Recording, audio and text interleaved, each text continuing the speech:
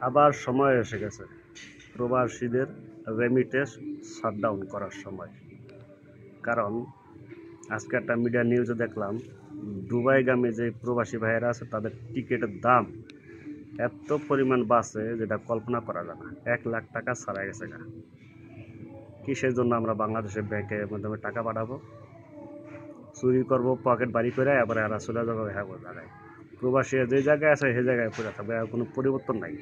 খালি পরিবর্তন একটাই হয়েছে, ওই যে এয়ারপোর্টে কফি লাঞ্চ বানাইছে না, কফি লাঞ্চ, কফি খাইবা আর ব্যাটকা জায়গায় থাকবা।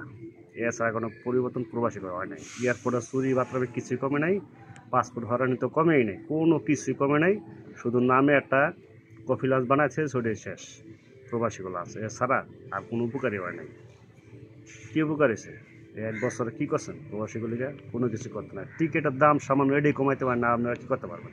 চলে যান, সময় আছে এখনো, পথে করে চলে যান।